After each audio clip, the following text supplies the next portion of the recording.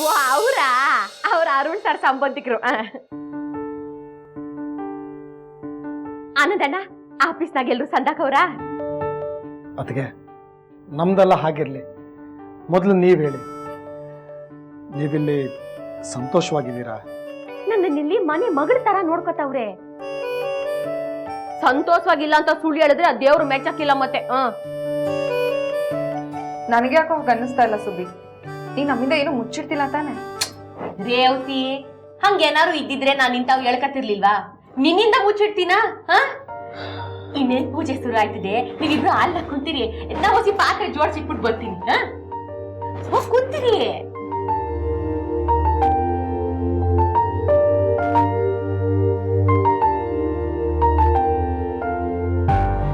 ನಂಗೆ ಯಾಕೋ ಅವಳು ಸುಳ್ಳು ಹೇಳ್ತಾಳೆ ಅಂತ ಅನಿಸ್ತಾ ಇದೆ. ಹೌದು ರೇವತಿ ಅವರೇ, ನನಗೂ ಹಾಗೆ ಅನಿಸ್ತಾ ಇದೆ. ನಮ್ಮ ಮನೇಲಲ್ದೆ ಬೇರೆಯವ್ರ ಮನೇಲಿ ಇರ್ಬೇಕಾದ್ರೆ ಇಂಥ ಪರಿಸ್ಥಿತಿನೆಲ್ಲ ಎದುರಿಸ್ಬೇಕಾಗತ್ತೆ. ಛೇ, ಆ ಗುರು ಒಬ್ಬ ಸರಿದಿದ್ರೆ ನಮ್ಮತ್ಗೆಗೆ ಇಂಥ ಪರಿಸ್ಥಿತಿ ಬರ್ತಿರ್ಲಿಲ್ಲ. ಬೇಗ ಬಾ. ಬತ್ತೀನಿ ನಡಿ ಮಗ, ಬತ್ತೀನಿ ನಡಿ. ಸರಿ ಅದ್ರ ಬಾ.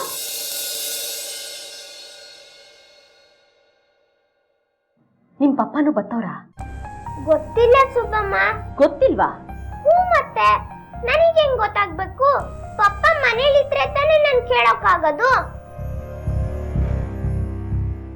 ಮನೇಲಿಲ್ವಾ? ಇಲ್ಲ ಸುಬ್ಬಮ್ಮ, ಅವತ್ತೋದವರು ಇನ್ನೂ ಬಂದಿಲ್ಲ. ಎಲ್ಲ ಹೋದ್ರು ಅಂತಾನೆ ಗೊತ್ತಿಲ್ಲ.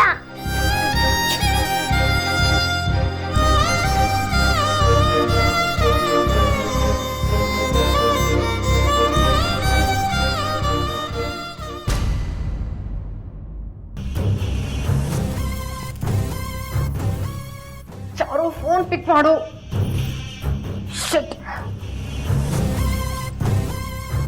ಫೋನ್ ಪಿಕ್ ಮಾಡಮ್ಮ. ಶಿಟ್ ಸಹನಾ, ಈ ಚಾರು ಬೇರೆ ಫೋನ್ ಪಿಕ್ ಮಾಡ್ತಾ ಇಲ್ಲ. ಏನ್ ಮಾಡ್ಲಿ, ನನಗೇನೂ ತೋಚ್ತಾ ಇಲ್ಲ. ಶಿಟ್, ಎಲ್ಲಿ ಹಾಳಾಗೋದ್ನೋ ಇವನು. ಇವನ್ ಫೋನ್ ಸ್ವಿಚ್ ಆಫ್ ಮಾಡಿದ್ರೆ ಆ ಸಾಲ್ಗಾರು ನನಗೆ ಫೋನ್ ಮಾಡ್ತಾ ಇದಾರೆ. ತಲೆ ಬಿಸಿ ಒಳಗೊಂದು ತಲೆ ಬಿಸಿ. ಸಾನಾ, ಇವನ್ಗೇನಾದ್ರೂ ಹೆಚ್ಚು ಕಮ್ಮಿ ಆದ್ರೆ ಎಲ್ಲ ನನ್ನ ತಲೆ ಮೇಲೆ ಬಂದ್ಬಿಡುತ್ತೆ. ಗಾಡ್, ಅವನಿಗೇನ್ ಮಾಡ್ಲಿ? ಒಂದ್ ವೇಳೆ ಇವನ್ ಸುಬ್ಲಕ್ಷ್ಮಿ ಮನೆಗೆ ಹೋಗಿದ್ರೆ ಇವ್ರನ್ನ ಹೇಗ್ ಕಾಂಟ್ಯಾಕ್ಟ್ ಮಾಡೋದು? ಹೇಗ್ ಕಾಂಟ್ಯಾಕ್ಟ್ ಮಾಡೋದು ಅಂದ್ರೆ ಸಿಂಪಲ್. ಬೇಟೆ ನಮ್ ಬಲೆಗ್ ಬೀಳಿಲ್ಲ ಅಂದ್ರೆ ಅದನ್ನ ನಾವೇ ಹುಡ್ಕೊಂಡು ಹೋಗ್ಬೇಕು ಶನಾಯ. ಅಂದ್ರೆ ಅಂದ್ರೆ ನೀವ್ ಹೀಗ ಸುಬ್ಲಕ್ಷ್ಮಿ ಮನೆಗೆ ಹೋಗಿ ಅಲ್ಲೇನಾದ್ರೂ ಗುರುಮೂರ್ತಿ ಇದ್ರೆ ಅವನನ್ನ ಕರ್ಕೊಂಡ್ ಬನ್ನಿ.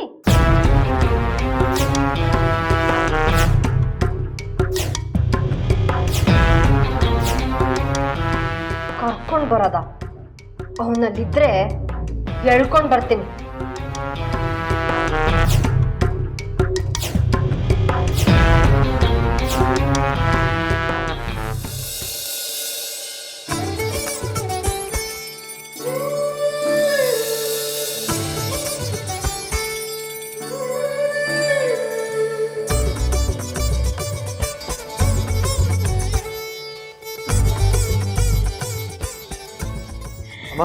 ಎಲ್ಲ ರೆಡಿ ಆಯ್ತಾ?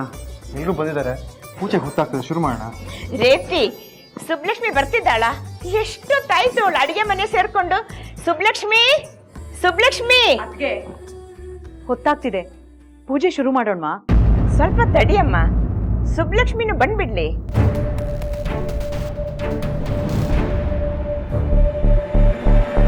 ಸುಬ್ಬಮ್ಮ ಬಂದ್ರು.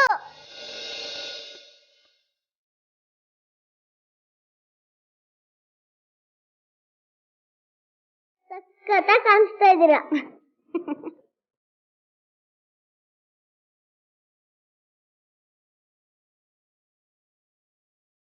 ಬನ್ನಿ ಸುಬ್ಬಮ್ಮ, ಬನ್ನಿ.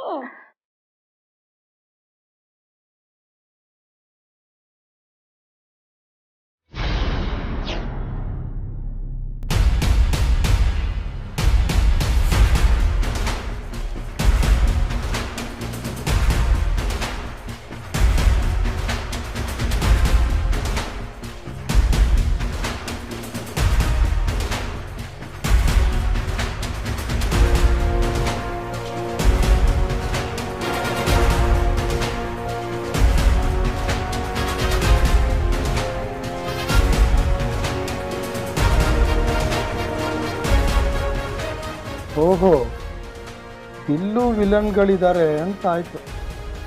ಸುಬ್ಲಕ್ಷ್ಮಿ, ಈ ಮನೆಗೆ ಇಷ್ಟು ಸಂತೋಷ ಸಂಭ್ರಮ ಬಂದಿದ್ದು ನೀನ್ ಬಂದ ಮೇಲೇನೆ. ನಮ್ಮ ಮನಸ್ಸಿಗೆ ಇಷ್ಟು ಸಂತೋಷ ನೆಮ್ಮದಿ ಕೊಟ್ಟ ನೀನು ಈ ಮನೆಗೆ ಮಗಳಿದ್ದ ಹಾಗೆ. ಹೋಗಮ್ಮ, ಪೂಜೆ ಮಾಡಿ ಆರತಿ ಮಾಡು.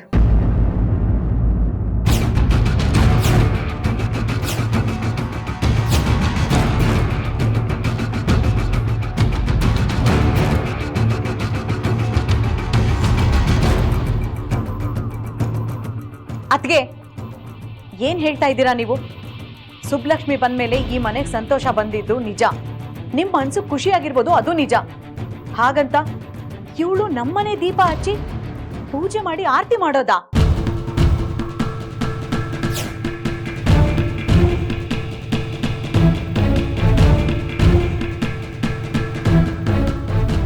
ಅದ್ಕೆ ನೀವು ಭ್ರಮೇಲಿದ್ದೀರಾ. ಕತ್ಲೆ ತುಂಬಿರೋ ಮನೆಯಲ್ಲಿ ಯಾವುದೋ ಒಂದು ಮಿಂಚುಳ ಬಂದು ಹೋಗಿದ ತಕ್ಷಣ ಆ ಮಿಂಚುಳ ಈ ಮನೆ ಬೆಳಗೋ ದೀಪ ಆಗಲ್ಲ ಅತ್ಗೆ.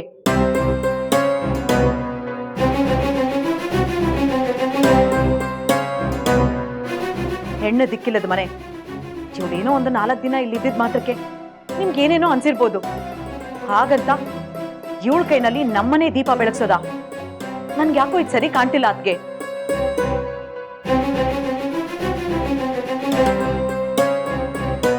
ಇಂದ್ರ, ಯಾಕೆ ಹೀಗೆಲ್ಲ ಮಾತಾಡ್ತಾ ಇದೀಯಾ? ನಾನು ಆಗ್ಲೇ ಹೇಳಿದ್ನಲ್ಲ, ಸುಬ್ಲಕ್ಷ್ಮಿ ಮನೆಗೆ ಮಗಳಿದ್ದ ಹಾಗೆ ಅಂತ. ಅಂಥದ್ರಲ್ಲಿ ನೀನು ಅದ್ಗೆ ನೀವಿಷ್ಟೊಂದು ಮುಗ್ಧರಾಗಿದ್ರೆ ಬಹಳ ಕಷ್ಟ ಅದ್ಗೆ. ಆಶ್ರಯ ಇಲ್ದೆ, ಮನೆ ಇಲ್ದೆ ಈ ಮನೆಗೆ ಬಂದು ಸೇರ್ಕೊಂಡಿರೋಳು ಇವಳು. ನಿಮ್ಮ ಹತ್ರ ನಯ ನಾಜುಕಿಂದ ವರ್ತಿಸ್ದೆ ಇನ್ ಹೇಗಿರೋಕ್ ಸಾಧ್ಯ?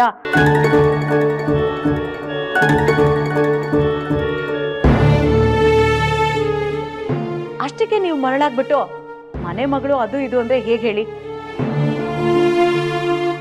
ಅಲ್ಲಮ್ಮ ಸುಬ್ಲಕ್ಷ್ಮಿ, ಅತ್ತಿಗೆ ಏನೋ ನಿನ್ ಮೇಲಿರೋ ಕುರುಡು ಪ್ರೀತಿಯಿಂದ, ಅನುಕಂಪದಿಂದ ಹೇಳ್ತಿದ್ದಾರೆ. ನಿನಗಾದ್ರೂ ಸ್ವಲ್ಪ ಅರ್ಥ ಆಗೋದ್ ಬೇಡ್ವಾ? ಇಂದ್ರ, ನಾವು ಸುಮ್ಮನೆ ಇದ್ದೀವಿ ಅಂತ ಯಾಕೆ ಹೀಗೆಲ್ಲ ಮಾತಾಡ್ತಾ ಇದೀಯಾ?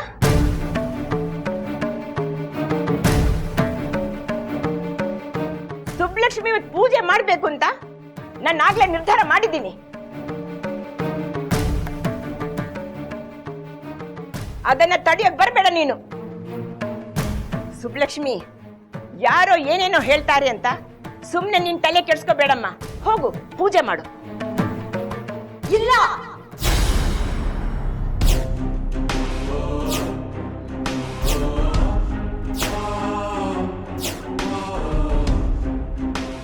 ಇದು ತಪ್ಪು ಅತ್ಗೆ.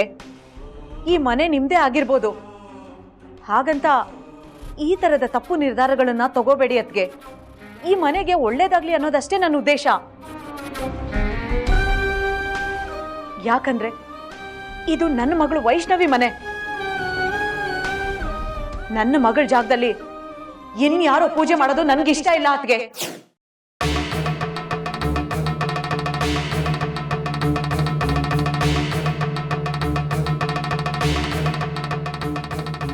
ಹಾಗೂ ಒಂದ್ ವೇಳೆ ನಿಮಗ್ ಬೇಕಾದ್ರೆ ವೈಷ್ಣವಿ ತಂಗಿ ಚಾರು ಇದ್ದಾಳಲ್ಲ, ಅವಳು ಪೂಜೆ ಮಾಡ್ತಾಳೆ. ಹಾಗೂ ಇಲ್ಲ ಅಂದ್ರೆ ವೈಷ್ಣವಿ ತಾಯಿಯಾಗಿ ನಾನ್ ಬೇಕಾದ್ರೆ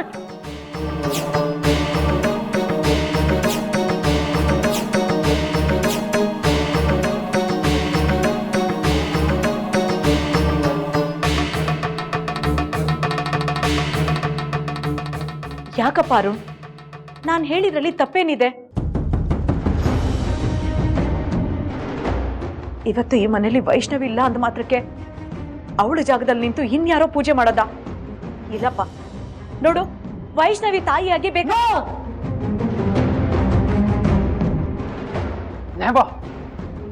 ನೀವು ವೈಷ್ಣವಿಗೆ ತಾಯಿ ಅಲ್ಲ, ನೀವು ಅವಳ ಮಲ್ತಾಯಿ.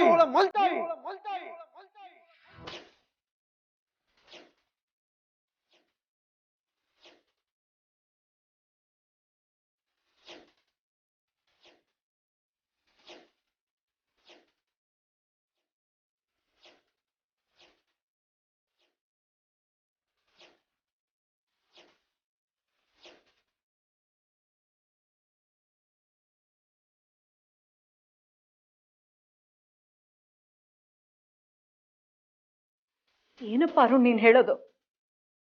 ನಾನು ವೈಷ್ಣವಿನ ಹೆತ್ತಿಲ್ದೆ ಇರ್ಬೋದು, ಆದ್ರೆ ಹೆತ್ತ ತಾಯಿಗಿಂತ ಹೆಚ್ಚು ಪ್ರೀತಿ ಕೊಟ್ಟು ಬೆಳೆಸಿದ್ದೀನಿ. ಅವಳು ನಾನು ನಿನಗೆ ಮದ್ವೆ ಮಾಡ್ಕೊಟ್ನಲ್ಲ, ಅದಕ್ಕೆ ನೀನ್ ನನ್ಗೆ ಈ ಮಾತು ಅನ್ಬೇಕಾದ್ದೆ. ಮದುವೆ ಏನೋ ಮಾಡ್ಕೊಟ್ರಿ ಸರಿ, ಆದ್ರೆ ಆಮೇಲೆ ಏನ್ ಮಾಡಿದ್ರಿ?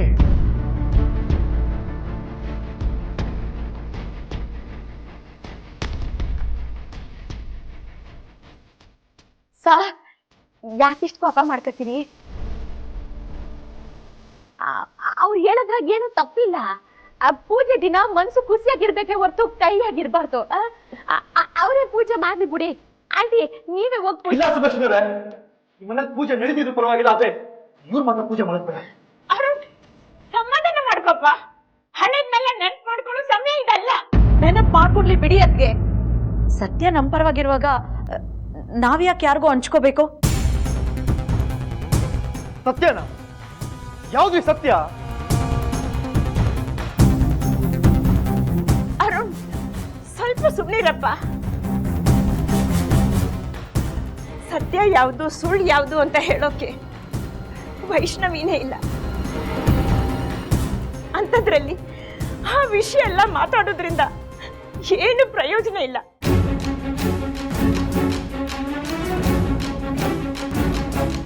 ಪ್ರಯೋಜನ ಆಯ್ತಲ್ಲ ಅದ್ಗೆ. ಎಲ್ರೂ ಮುಂದೆ ಅವಮಾನ ಮಾಡ್ಬೇಕು ಅಂತಾನೆ ಕಾಯ್ತಿದ್ರಿ ಅನ್ಸುತ್ತೆ. ಇದಕ್ಕಿಂತ ಇನ್ನೇನ್ ಪ್ರಯೋಜನ ಬೇಕು ಹೇಳಿ?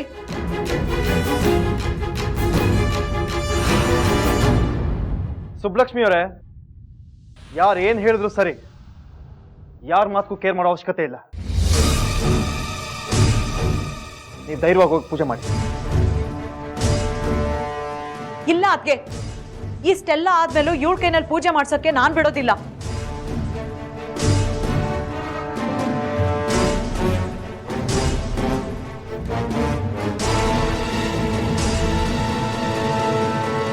ಇವಳಲ್ದೆ ಬೇರೆ ಇನ್ಯಾರೇ ಪೂಜೆ ಮಾಡಿದ್ರು ನಾನ್ ಸಹಿಸ್ತಿದ್ದೆ.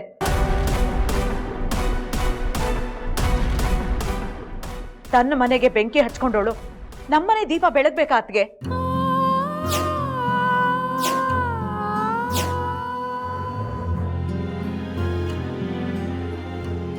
ಕಟ್ಕೊಂಡಿದ್ ಗಂಡನ ಜೊತೆ ನೆಟ್ಟಗಿರಕ್ಕಾಗಿಲ್ಲ.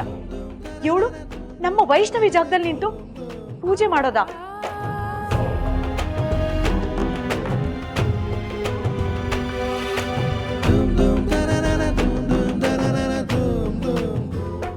ಗಂಡನ್ನ ಬಿಟ್ಟವರೆಲ್ಲ ಪೂಜೆ ಮಾಡಿದ್ರೆ ಈ ಮನೆ ಉದ್ಧಾರ ಆಗುತ್ತಾ ಹೇಳಿ?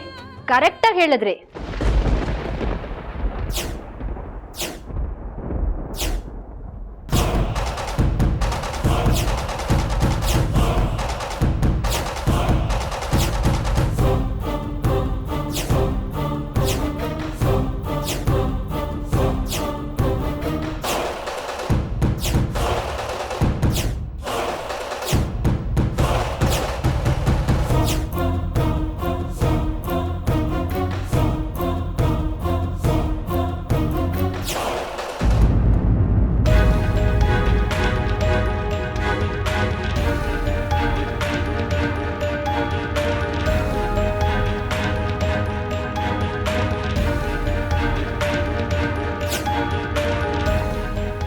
ಹೇಳು, ಈಗ ಹೇಳು. ಗಂಡನ್ ಬಿಟ್ಟು ಬಂದಿದ್ರು ಊರವ್ರ ಮುಂದೆ ಪತಿವ್ರತೆ ತರ ಪೋಸ್ಟ್ ಕೊಡ್ತಿದ್ಯಲ್ಲ, ಈಗ ಹೇಳು.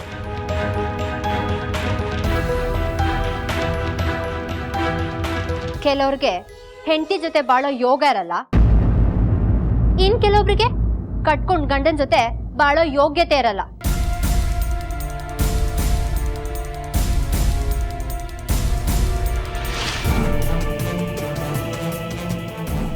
ಅಂತವ್ರಿಬ್ರು ಒಂದೇ ಮನೇಲಿ ಇದ್ದಾರೆ ಅಂದ್ರೆ ಅಂತ ಮನೆ ಉದ್ಧಾರನೇ ಬಿಡು.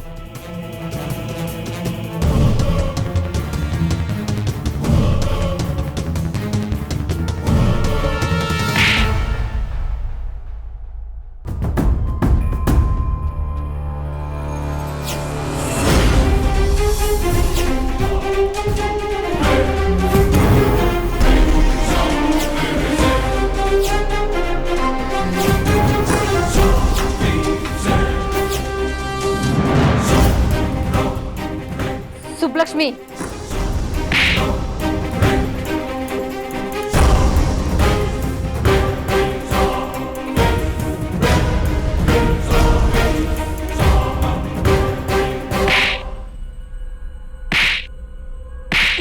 Subbulakshmi calm down please.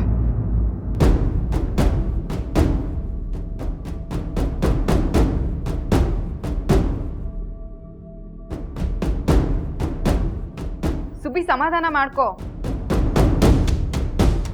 ಕೊಚ್ಚೆ ಮೇಲೆ ಕಲ್ಲು ಹಾಕೋ ಕೆಲ್ಸನ ಯಾಕೆ ಮಾಡ್ಬೇಕು? ಹಂಗಂತ ಸುಮ್ಕೆ ಇದ್ರೆ ಕೊಚ್ಚೆ ನಾವಿರೋ ಕಡೆಗೆ ಅರ್ದು ಬರ್ತದಲ್ಲ ರೇವತಿ.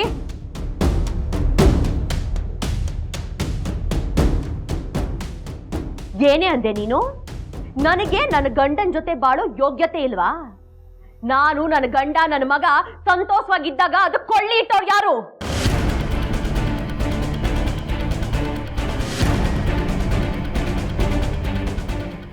ಯಾವಾಗ್ಲೂ ನಗ್ನಗ್ತಾ ಇದ್ದೆ ನನ್ನ ಸಂಸಾರದ ಮೇಲೆ ವಿಷ ಕಾರ್ದವ್ರು ಯಾರು?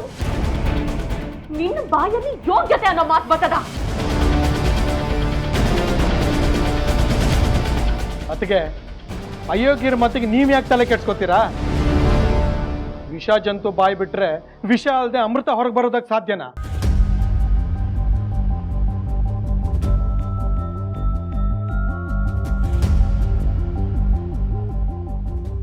ಇಲ್ಲ ಆನಂದಣ್ಣ, ನಾನು ಎಷ್ಟು ಅಂತ ಸಹಿಸ್ಕೊಳ್ಳಿ? ನನ್ನನ್ನೇ ಗಂಡ ಬಿಟ್ಟವಳು ಅಂತಾಳೆ. ಹೌದು, ನಾನು ಗಂಡ ಬಿಟ್ಟವಳಯ್ಯ. ಆದ್ರೆ ಯಾಕೆ ಬಿಟ್ಟೆ? ಯಾರಿಂದ ಬಿಟ್ಟೆ? ಈ ಮಾಟುಗಾತಿಯಿಂದ.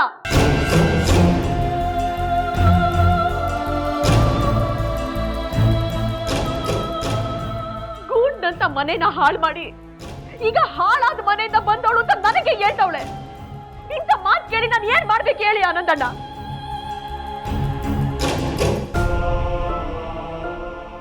ಸುಬ್ಬಿ ಸಮಾಧಾನ ಮಾಡ್ಕೋ. ಏ ಶನಾಯ, ನಿನಗ್ ಮಾಡಕ್ ಬೇರೆ ಕೆಲ್ಸ ಇಲ್ವಾ? ಬರೀ ಬೆಂಕಿ ಹಚ್ಚೋ ಕೆಲ್ಸನೇ ನೀನ್ ಮಾಡೋದು. ಇಷ್ಟಕ್ಕೂ ನೀನ್ ಯಾಕೆ ಇಲ್ಲಿಗೆ ಬಂದೆ? ನಿನ್ನನ್ ಕರ್ದವ್ರು ಯಾರು? ಏಯ್, ಅದನ್ನೆಲ್ಲ ಕೇಳೋದಕ್ಕೆ ನೀನ್ ಯಾರೇ? ಆಡಿ ಆಡಿ ಈ ಸುಬ್ಲಕ್ಷ್ಮಿ ಆಡೋ ನಾಟಕಗಳನ್ನ ನೋಡಿ ನಿಮ್ ಬುದ್ಧಿಗೆ ಮಂಕ್ ಹಿಡ್ದಿದೆ.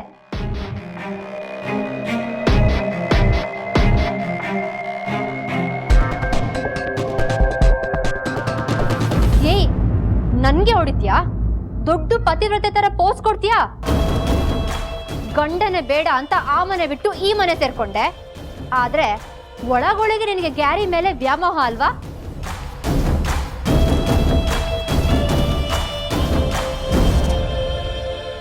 ಅದಕ್ಕೆ ನಿಮ್ಮ ಆಫೀಸಲ್ಲಿ ಅವನ್ನ ಕೆಲ್ಸಕ್ಕೆ ಸೇರಿಸ್ಕೊಂಡೆ. ಅಷ್ಟಾದ್ರೂ ಅವನಿಗೆ ಹತ್ರ ಆಗಿಲ್ಲ ಅಂತ ಆ ಈವೆಂಟ್ ಅಲ್ಲಿ ಅವನಿಗೆ ಅವಮಾನ ಮಾಡಿ ಅವ್ನ್ ಮರ್ಯಾದೆ ತೆಗ್ದೆ.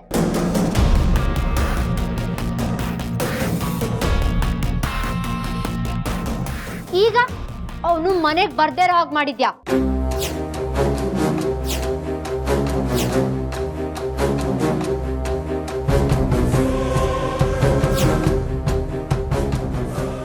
ಕ್ಯಾರಿ ಯಾವತ್ತೂ ಹೀಗೆ ಮಾಡಿರ್ಲಿಲ್ಲ. ಅವನು 2 ದಿನದಿಂದ ಎಲ್ಲೂ ಕಾಣಿಸ್ತಾ ಇಲ್ಲ. ಅದು ಕಾರಣ ನೀನೆ.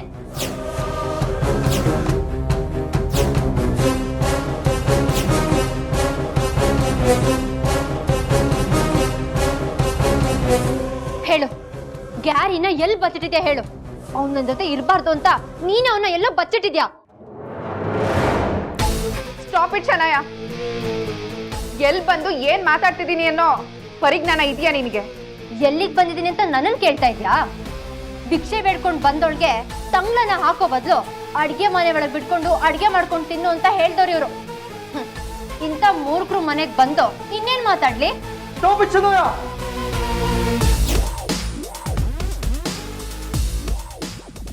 ಒಂದೇ ಒಂದು ಮಾತು ಬಂದ್ರು ನಾನು ಮಾತ್ರ ಸುಮ್ಮನೆ ಇರಲ್ಲ. ಕತ್ತಿಡ್ದು ಆಚೆ ದಬ್ಬಿಸ್ಕೊಳಕ್ ಮುಂಚೆ ನೀವೇಳಿಂದ ಹೊಟ್ಬಿಟ್ರೆ ಸರಿ. ಏಯ್, ನನಗೇನ್ ದಿಕ್ಕಿಲ್ಲ ಅಂತ ಈ ಮನೆಗೆ ಬಂದಿಲ್ಲ ಅಂತ ಹಣೆ ಬರೋ ನನಗಿಲ್ಲ.